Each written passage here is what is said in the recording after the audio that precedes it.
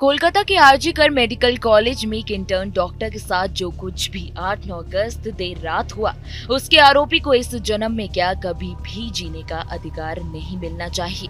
कब इस दुनिया से इंसानियत का नामो निशान मिट गया, किसी को भी नहीं पता चला।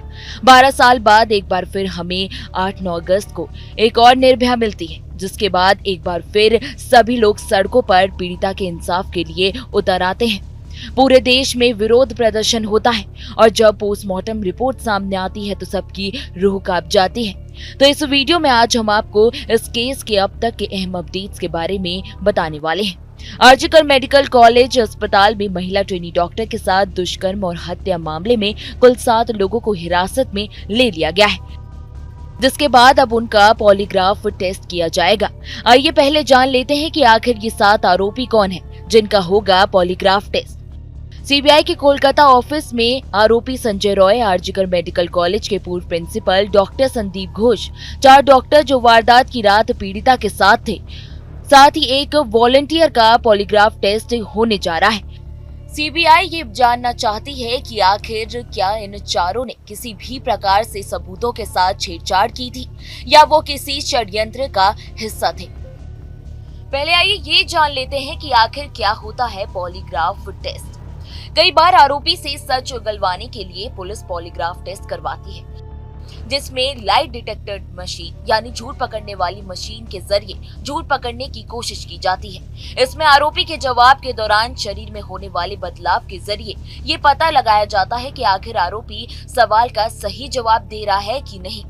इस टेस्ट में आरोपी की शारीरिक गतिविधियों को अच्छे से रिकॉर्ड किया जाता है और उसे रीड किया जाता है और उनके रिएक्शन के हिसाब से तय होता है कि जवाब सच है या गलत। आइए अब आपको ये बता देते हैं कि इस केस में पुलिस को जांच में अभी तक क्या कुछ हासिल हुआ है।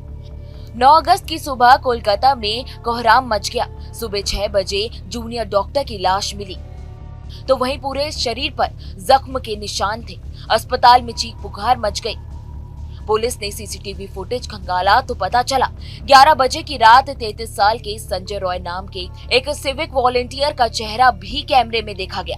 11 बजे वो अस्पताल से बाहर निकलता है, फिर शराब भी पीता है, फिर उसके बाद पॉर्न देखता है और उसके बाद सुबह करीब 4 बजे इमरजेंसी हॉल में घुस जाता है। फिर पुलिस को उस पर शक हुआ और फिर छानबीन में एक ऐसा सुराग मिला कि आरोपी अपने आप पकड़ में आ जाता है। मौकाई वारदात पर नेक बैंड मिलता है और जब उसे आरोपी के फोन से कनेक्ट किया जाता है तो वो कनेक्ट भी हो जाता है और ऊपर से जिस तरह से वो एयरफोन टूटा होता है तो उससे साफ तौर पे पता चलता है कि शायद ट्रेनी डॉक्टर के साथ जबरदस्ती हुई है।